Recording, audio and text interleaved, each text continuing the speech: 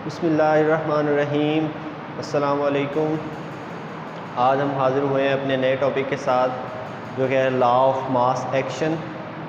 Law of mass action जो गुलबर्ग और वैग ने 1886 में रिप्रेजेंट किया है, उसमें उन्होंने बताया है कि किस तरह इक्विलिब्रियम जो है वो रिएक्टेंट्स और प्रोडक्ट्स पे डिपेंड करता है। सबसे पहले तो हम इक्विलिब्रियम के बारे में जानते हैं कि वो क्या होता है।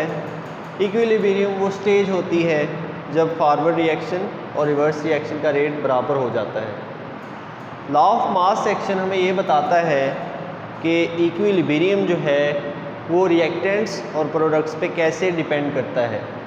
अगर हमारे पास दो रिएक्टेंट्स हों जैसे कि ए और बी और उनके नतीजे में बनने वाले दो प्रोडक्ट्स हों सी और डी, तो लॉ ऑफ मास एक्शन के मुताबिक जो फॉरवर्ड रिएक्शन है उसका रेट जो है वो ए और बी की कंसंट्रेशन के प्रोडक्ट के डायरेक्टली प्रोपोर्शनल होता है। ए की कितनी मिकदार है, बी की कितनी मिकदार है, इन दोनों पे डिपेंड करता है कि फॉरवर्ड रिएक्शन का रेट क्या होगा। तो फॉरवर्ड रिएक्शन का रेट जब प्रोपोर्शनैलिटी ख़त्म करते हैं तो साथ कोई कांस्टेंट आ जाता है। मैथ में भी ऐसे होता है, फिज़िक्स में भी, ठीक है। तो R F is equal to K F A B. यहाँ पे जो स्क्वायर ब्रैकेट्स हैं ये ए और बी की कंसंट्रेशन को जाहिर करती हैं। तो आर एफ आ जाएगा जी के एफ ए बी। उसके बाद यही लॉ ऑफ मास एक्शन हमें ये भी बताता है कि जो रिवर्स रिएक्शन है उसका रेट वो डायरेक्टली प्रोपोर्शनल होगा सी और डी की कंसंट्रेशन के, जो कि हमारे प्रोडक्ट्स हैं। तो रिवर्स रिएक्शन वो प्रोडक्ट्स की कंसंट्रेशन के डायरेक्टली प्रोपोर्शनल है और फॉरवर्ड रिएक्शन वो रिएक्टेंट्स के कंसंट्रेशन के डायरेक्टली प्रोपोर्शनल है। तो रिवर्स रिएक्शन का रेट जो है वो इक्वल आएगा जी के आर, जो कि यहाँ पे एक कांस्टेंट है, सी डी, ठीक है। सी और डी यहाँ पे प्रोडक्ट हैं। जब इक्विलिब्रियम की बारी आती है तो हमने इक्विलिब्रियम की डेफिनेशन में पढ़ा था कि इक्विलिब्रियम एक ऐसी स्टेज है जहाँ पर फॉरवर्ड रिएक्शन का रेट और रिवर्स रिएक्शन का रेट बराबर होता है। तो ये देखें हमारे पास इक्विलिब्रियम है तो फॉरवर्ड रिएक्शन का रेट और रिवर्स रिएक्शन का रेट बराबर हो जाएगा, दोनों बराबर हो जाएंगे। इसका मतलब क्या है कि आर एफ और आर आर आपस में क्या हैं, इक्वल हैं। जब मैथ में दो लेफ़्ट चीज़ें जो हैं इक्वल हों, दो इक्वेशंस की लेफ़्ट साइड्स जो हैं वो इक्वल हों तो उनकी राइट साइड भी इक्वल होती हैं। ये लेफ़्ट साइड्स तो इक्वल हैं, ठीक है, तो राइट साइड्स भी इक्वल होंगी। इसका मतलब ये होगा के एफ ए बी किसके इक्वल होगा, के आर सी डी के। तो यहाँ पे उन दोनों को हमने इक्वल कर दिया। अब अगले स्टेप में हम क्या करते हैं, अगले स्टेप में हम जो है के एफ और ओवर के आर लिखते हैं। ये जो है के आर उधर जाके डिवाइड हो जाएगा और ए बी इधर आके डिवाइड हो जाएगा। ये दोनों मैंने यहाँ पे कर दिए, ठीक है। उसके बाद नेक्स्ट बात जो है कि के एफ ओवर के आर जो फॉरवर्ड रिएक्शन का कांस्टेंट है और रिवर्स रिएक्शन का कांस्टेंट है, उन दोनों की रेशियो जो होती है उसको हम इक्विलिब्रियम कांस्टेंट कहते हैं, के सी कहते हैं, ठीक है। तो इक्विलिब्रियम कांस्टेंट हमने के एफ ओवर के आर की जगह क्या लिख दिया, के सी। तो के सी क्या आ जाएगा finally, C concentration into D concentration over A concentration into B concentration. अब यहाँ पे आप गौर करें कि के सी किस पे डिपेंड कर रहा है, प्रोडक्ट्स की कितनी कंसंट्रेशन है और रिएक्टेंट्स की कितनी कंसंट्रेशन है, उन दोनों की रेशियो पे डिपेंड कर रहा है। अब ये तो हम बात कर रहे थे कि एक मोल एक रिएक्टेंट था, दूसरा एक मोल था, फिर प्रोडक्ट बनने वाला एक मोल था और दूसरा प्रोडक्ट बनने वाला वो भी एक मोल था।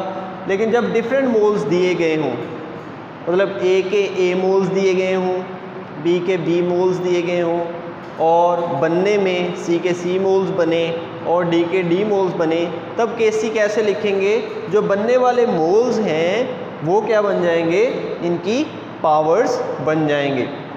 तो वो यहाँ पे इनकी पावर्स बन जाएंगे जी, ठीक है। तो यहाँ पे हमारे पास इनकी पावर्स बन गए हैं। तो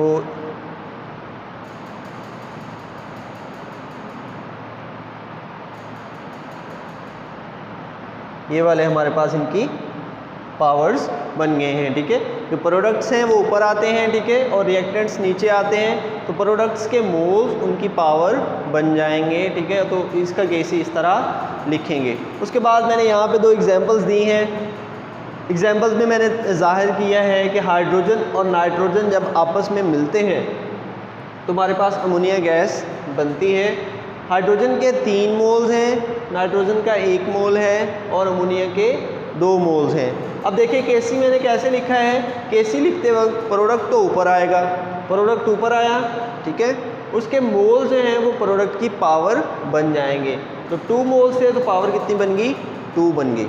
उसके बाद नीचे जो रिएक्टेंट है हाइड्रोजन, उसके यहाँ पे 3 मोल है तो उसकी पावर 3 बन जाएगी, और साथ नाइट्रोजन का 1 ही मोल है तो उसकी पावर 1 है, तो यहाँ पे ज़ाहिर की गई है। उसके बाद आगे हम हाइड्रोजन और आयोडीन के रिएक्शन की बात करते हैं।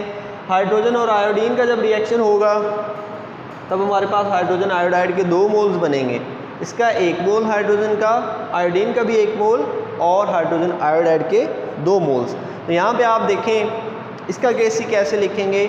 इसका केसी हम लिखेंगे कि प्रोडक्ट तो ऊपर आने हैं, प्रोडक्ट यहाँ पे हाइड्रोजन आयोडाइड है, तो ये जो 2 मोल्स हैं इसकी पावर बन जाएंगे।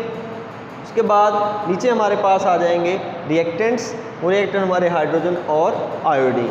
तो अब हमारा जो कंप्लीट टॉपिक है वो क्या था, वो मैं ज़रा रिवाइज़ करता चलूँ कि लॉ ऑफ मास एक्शन जो कि गुलबर्ग और वैग ने रिप्रेजेंट किया था, इसके मुताबिक उन्होंने कहा कि जो रिएक्शन का रेट है वो प्रोडक्ट्स की और रिएक्टेंट्स की कंसंट्रेशन पे डिपेंड करता है। अगर आप फॉरवर्ड रिएक्शन की बात करें जो लेफ़्ट टू राइट जाता है, उसके बारे में हम डिटेल से पढ़ चुके हैं।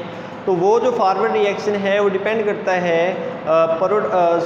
रिएक्टेंट्स की कंसंट्रेशन पर, रिएक्टेंट्स की कितनी कंसंट्रेशन है, और रिवर्स रिएक्शन जो है वो डिपेंड करता है हमारे पास प्रोडक्ट्स की कंसंट्रेशन पर कि उनकी कंसंट्रेशन कितनी है। तो इक्विलिब्रियम कांस्टेंट हमने यहाँ से डिराइव किया है। डिराइव करने के बाद उसकी एक्सप्रेशन आई है Kc = CD और AB। यहाँ पे CD जो है प्रोडक्ट की कंसंट्रेशन है और AB रिएक्टेंट की कंसंट्रेशन है। यहाँ से एक बात नोट की जा सकती है कि जब प्रोडक्ट्स की मिकदार ज़्यादा होगी इक्विलिब्रियम पे तो Kc की वैल्यू ज़्यादा आएगी, और अगर प्रोडक्ट्स की मिकदार कम हुई तो Kc की मिकदार कम होगी। तो Kc की मिकदार जो है वो प्रोडक्ट्स की मिकदार के डायरेक्टली प्रोपोर्शनल है। जैसे जैसे प्रोडक्ट्स की मिकदार बढ़ती जाएगी Kc की मिकदार भी बढ़ती जाएगी, और अगर Kc के ऊपर जो है रिएक्टेंट्स की मिकदार ज़्यादा हो तो Kc की वैल्यू छोटी होगी। तो Kc की वैल्यू जो है, मिकदार जो है वो किस पे डिपेंड करती है, इन प्रोडक्ट्स की मिकदार पर और रिएक्टेंट्स की मिकदार पर। अगर प्रोडक्ट्स ज़्यादा हों, ठीक है, तो वैल्यू बड़ी होगी, और अगर रिएक्टेंट्स ज़्यादा हों तो वैल्यू छोटी होगी, ठीक है। उसके बाद जब डिफरेंट मोल्स हों तो उसके बारे में हमने बताया कि डिफरेंट मोल्स हो तो क्या करते हैं जी, मोल्स उनकी पावर्स बन जाते हैं। जैसे यहाँ पे 3 मोल्स है तो पावर 3 बन गई, ठीक है। 2 मोल्स हैं तो पावर 2 बन गई। अगर एक ही मोल है तो पावर लिखने की ज़रूरत नहीं होती। यहाँ पे भी 2 मोल्स थे तो उसकी पावर 2 बन गई। ये था हमारा आज का टॉपिक। अगले टॉपिक में हम हाजिर होंगे Kc के ज़रिए हम यहाँ पे इनके यूनिट्स ड्राइव करेंगे कि इनके यूनिट्स कैसे निकाले जाएँ।